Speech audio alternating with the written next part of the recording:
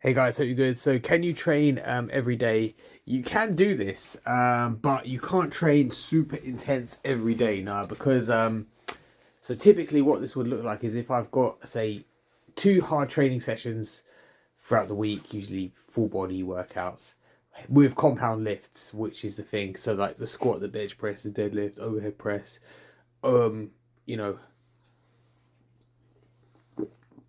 pull ups, dips. So I'd have like workout one on like Monday. In an ideal world, I'll space them out by about 3 days between the hard workouts. The other days, they would be either. So it all depends. Like if, say, at the moment I'm doing 3 days in the gym, the other days it's just with like band work. So like resistance bands. So obviously they give you a pump. It's not workouts. Like I can have a conversation. So say for example, I'm using my resistance bands like on my biceps or something, or like on my chest or like wherever muscle I'm hitting. Right. Literally, I can just hold a conversation and work my bands, but at the same time, I'm still getting a pump. And what's happening is, I'm kind of technically working out still. Still doing a workout. Like I'm still using my muscle, but it's actually helping with recovery, and it's putting some blood into the muscles without actually causing too much damage. So I typically do like 3 sessions like this, 1 to 3 sessions like this for about 10 minutes on the off days. So that's the sort of thing. So obviously, if you're a bit more advanced than that, you can go in the gym, right, and on the off days do more little light workouts. What that would look like, instead of using barbells and free weights, which is the most effective, I would use machines or maybe cables. But I wouldn't go heavy or nothing. I would just try and get a pump. So I just look at my lagging body part. And this is what bodybuilders do. That's why you have so many machines at gyms. Because what they'll do is they'll look and they'll say, okay, my chest needs more development, or perhaps my back is like lagging.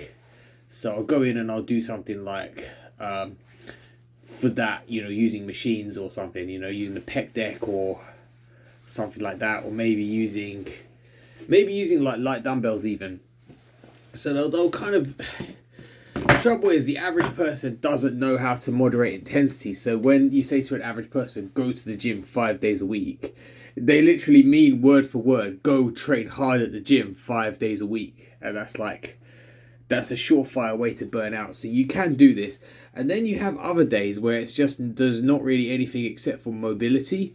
So you'll work on things that will improve your like flexibility. So things like, for example, leg swings, really important.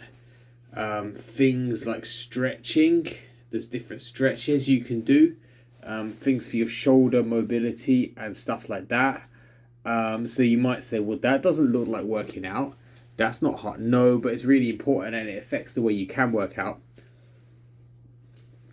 Or you don't go to the gym and you just simply do a walk. So you still have the calorie expenditure up there. So your calorie expenditure, it's the same as if you were going to the gym 5 days a week.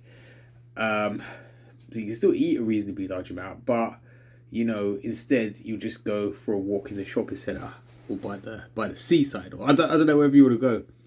So yeah, I hope that kind of explains it. So you can train every day. Some people really enjoy going to the gym, so like you have to kind of respect that and say, I really respect that you've carved that time out to go to the gym. Still go to the gym, but obviously on say these other days where you're not doing the hard session, I want you to focus on mobility, or I want you to focus on maybe something different. So like perhaps if you're trying to bodybuild, or maybe you're not a bodybuilder per se in a competition, but you're just trying to get really, really sexy, and you want your body to look really as symmetrical as possible, and you want like bigger arms and bigger chest, or maybe just get a little pump on your arms and use the fixed path chest press machine. The problem is a lot of people, they can't control themselves, and the session goes on far too long, and also the session gets far too intense, and they do too much damage, and then when they come into their like major scheduled lift, which is meant to be the hard workout, they're just spent, and it's like a compounding effect. And in the end, they just find they can't even do. They don't have enough like juice in them to go ahead and do their like main workout. So I hope that makes sense, guys. Yeah. So if you have a question like this, I'm cool with answering it. Hit me up. Peace out.